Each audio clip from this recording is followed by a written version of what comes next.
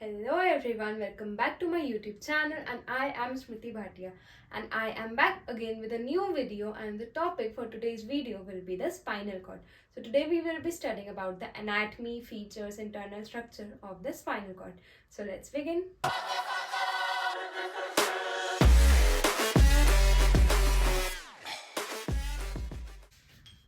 So before starting with the spinal cord, let us understand the basic difference between the peripheral nervous system and the central nervous system.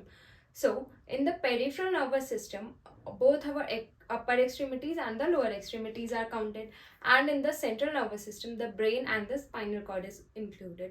So जो हमारी spinal cord messages travel करवाएगी, information pass on करती है या brain तक करती है या हमारे डिफरेंट मसल्स या ऑर्गन्स तक करती है, तो वो हमारा सारा सेंट्रल नर्वस सिस्टम में आता है. तो जो हमारी स्पाइनल कॉर्ड होगी वो सेंट्रल नर्वस सिस्टम में आएगी. पेरिफेरल नर्वस सिस्टम में हमारा क्या क्या आएगा, जो भी हमारी हैंड्स हो गए उनके जो एफरेंट पाथवे हो गया, मतलब कि अगर मेरे हाथ पे कुछ लगा या वापस से रिस्पॉन्स आया कि हाथ को मेरे को पीछे करना है, तो वो सब कुछ पेरिफेरल नर्वस सिस्टम में आता है. जो भी पेरीफ्री के पास होगा वो सारा आएगा हमारा पेरिफेरल नर्वस सिस्टम में. सो ये बेसिक डिफरेंस हो गया हमारे सेंट्रल नर्वस सिस्टम और पेरिफेरल नर्वस सिस्टम का. तो जो हमारी स्पाइनल कॉर्ड और ब्रेन होता है वो हमारा सेंट्रल नर्वस सिस्टम में आता है, क्योंकि वो इंफॉर्मेशन रेगुलेट करते रहते हैं. तो जो हमारी स्पाइनल कॉर्ड होगी वो सेंट्रल नर्वस सिस्टम का पार्ट है. ठीक है. What does it do? It connects the brain and the peripheral nervous system. कोई भी मैसेज अगर मेरे लिम्स से आएगा, अपर एक्सट्रीमिटी से आएगा या लोअर एक्सट्रीमिटी से आएगा, वो ब्रेन तक किसके थ्रू पास ऑन होगा? स्पाइनल कॉर्ड के थ्रू पास ऑन होगा. तो ये सिर्फ एक ऐसा कनेक्शन होता है जो हमारे पेरिफेरल नर्वस सिस्टम को ब्रेन के साथ कनेक्ट करके रखता है. उसके बाद ये सिर्फ एक ऐसा पाथवे होता है जो कि इंफॉर्मेशन ट्रेवल करवाता है, ये मैंने बता दिया. ठीक है. उसके बाद हम इसकी ऑक्यूपेशन देखते हैं कि ये कितना स्पेस ऑक्यूपाई करता है. ठीक है. तो जो हमारे वर्टिब्रा होता है उसका अपर 2/3 पार्ट जो होता है वो हमारा स्पाइनल कॉर्ड कवर करता है. ठीक है. जो हमारा स्पाइनल कॉर्ड होता है वो चिल्ड्रन में, छोटे बच्चों में L3 तक जाता है, लंबर के 3rd वर्टिब्रा तक जाता है हमारा स्पाइनल कॉर्ड चिल्ड्रन में, और एडल्ट्स में वो L1 तक चला जाता है. क्यों चला जाता है? क्योंकि धीरे धीरे धीरे जैसे जैसे कर्वेचर ठीक होता जाता है तो वो स्पाइनल कॉर्ड L1 तक पहुंच जाता है. ठीक है. उसके बाद आता है हमारा 31 pair of spinal nerves emerge होती हैं हमारी स्पाइनल कॉर्ड से. ये नर्व्स किस में हेल्प करती हैं? ये हमारी सप्लाई करती हैं दोनों के दोनों अपर आर्म, मतलब अपर एक्सट्रीमिटीज और लोअर एक्सट्रीमिटीज को. ठीक है. तो 31 pair of spinal nerves emerge करती हैं फ्रॉम द स्पाइनल कॉर्ड, और इसमें हमारे 3 मेनिंजेस होते हैं.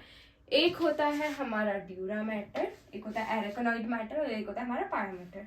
तो जो हमारा ड्यूरा मैटर और एरेकनॉइड मैटर होता है इसके बीच का जो, अच्छा, ड्यूरा मैटर हमारा सबसे आउटर मोस्ट होता है.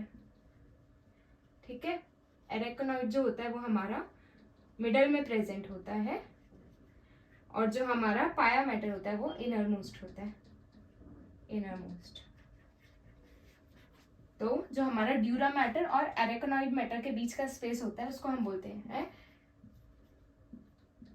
सब ड्यूरल स्पेस, और जो हमारा एरेकनॉइड मैटर और पाया मैटर के बीच का स्पेस होता है उसको हम बोलते हैं सब एरेकनॉइड स्पेस.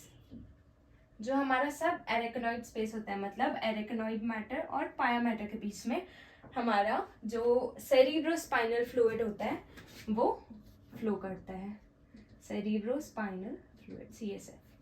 ठीक है. तो ये हमारा सेरिब्रोस्पाइनल फ्लूइड कहाँ पर फ्लो करता है? सब एरेकनॉइड स्पेस में, जो कि हमारा एरेकनॉइड मैटर और पाया मैटर के बीच में होता है. ठीक है.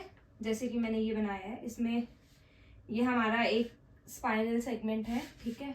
सेगमेंट नहीं, स्पाइनल कॉर्ड के मेनिंजेस देख सकते हैं हम इसमें. तो जैसे सबसे बाहर वाला जो होगा वो हमारा कौन सा होगा? Dura mater. अंदर वाला होगा हमारा एरेकनॉइड मैटर, और सबसे अंदर वाला यहाँ वाला होगा हमारा पाया मैटर. ठीक है. इसके बीच में हमारा क्या फ्लो करेगा? Cerebrospinal fluid. ठीक है. उसके बाद हमारे जो वर्टिब्रास होते हैं ठीक है, जैसे कि L1 तक अभी हमने देखा कि जो स्पाइनल कॉर्ड होती है वो सिर्फ L1 तक जाती है, बट उसके 31 पेयर्स हैं, 31 सेगमेंट्स निकल रहे हैं स्पाइनल कॉर्ड के। तो हर वर्टिब्रा के साथ एक नहीं निकलता, ठीक है, हर वर्टिब्रा के साथ एक दो ऊपर नीचे निकल सकते हैं सेगमेंट्स। तो इसको कैसे देखते हैं हम, C1 से C7 तक हमारे जो स्पाइनल से, ये हमारी वर्टिब्रा है, यहाँ पे जो मैंने लिखे ये वर्टिब्रा है और ये हमारे स्पाइनल सेगमेंट्स हैं, ठीक है, ये हमारे सेगमेंट्स हैं। तो C1 से C7 तक हमारी C1 to C8 सेगमेंट निकलता है स्पाइनल नर्व्स का, ठीक है। T1 से T6 में हमारा T1 to T8 निकलता है, ठीक है। T7 to T9 तक हमारा कौन सा निकलता है, T9 से लेके T12 तक। देखो यहाँ पर T8 हो गया, ठीक है, और T7 तो यहाँ से स्टार्ट हो रहा है, बट ये स्पाइनल सेगमेंट 9 आ जाएगा यहाँ पर। T7 वर्टिब्रा के लेवल पे हमारा स्पाइनल सेगमेंट T9 आ जाएगा, और T9 तक हमारा कौन सा T12 कंप्लीट हो जाएगा। उसके बाद T10 से T11 में आएगा हमारा L1 to L5, ठीक है। सारे L1 से लेके L5 तक जितने भी सेगमेंट्स हैं वो सारे हमारे T10 और T11 के बीच में ही इमर्ज हो जाएंगे।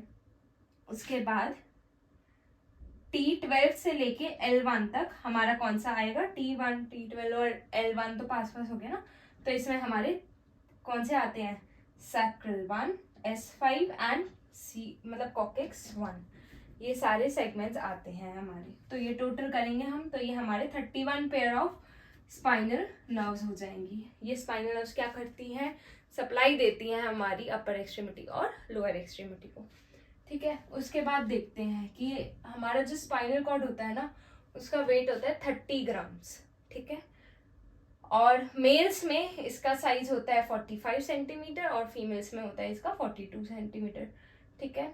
उसके बाद आता है हमारा मेड्यूला। अच्छा ठीक है, जो हमारा स्पाइनल कॉर्ड होता है वो कहाँ से स्टार्ट होता है, वो हमारा मेड्यूला से स्टार्ट होता है। जो मेड्यूला हमारा हाइंड ब्रेन का पार्ट है, ठीक है, पीछे की साइड प्रेजेंट होता है ब्रेन में।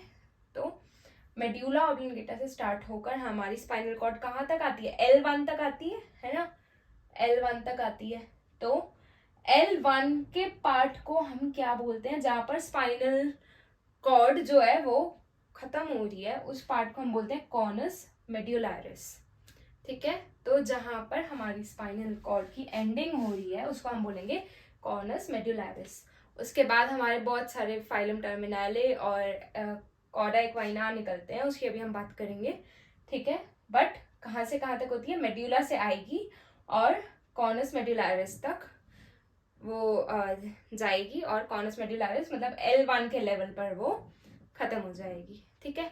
उसके बाद जैसे चलो अभी हम बात करते हैं कॉर्डा इक्वाइना की कि वो क्या चीज होती है।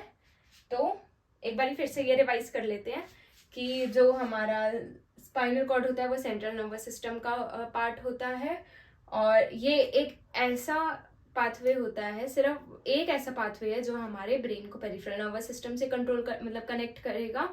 उसके बाद इसमें 31 पेयर्स होते हैं स्पाइनल नर्व के, जो हमारी सप्लाई देते हैं एक्सट्रीमिटीज को, और 3 मेनिंजेस प्रेजेंट होते हैं, ड्यूरा मैटर, एरेकोनॉइड मैटर और पाया मैटर। ड्यूरा मैटर और एरेकोनॉइड मैटर के बीच के स्पेस को हम सब ड्यूरल स्पेस बोलते हैं, और जो एरेकोनॉइड मैटर और पाया मैटर के बीच में होता है उसको हम सब एरेकोनॉइड स्पेस बोलते हैं। सब एरेकोनॉइड स्पेस में हमारा आता है सेरिब्रोस्पाइनल फ्लूइड फ्लो करता है, ठीक है, सब एरेकोनॉइड स्पेस में। उसके बाद हमारी जो वर्टिब्रा होती है उसमें अलग अलग लेवल पे बहुत सारी स्पाइनल नर्व्स इमर्ज करती हैं। टोटल 31 पेयर होते हैं स्पाइनल नर्व के। एडल्ट्स में L1 तक जाती है, चिल्ड्रन में L3 तक जाती है। वेट होता है स्पाइनल कॉर्ड का 30 ग्राम, मेल्स में 45 सेंटीमीटर की होती है और फीमेल्स में 42 सेंटीमीटर की होती है। मेड्यूला से स्टार्ट होती है, कॉनस मेड्यूलरिस पे जाके खत्म हो जाती है।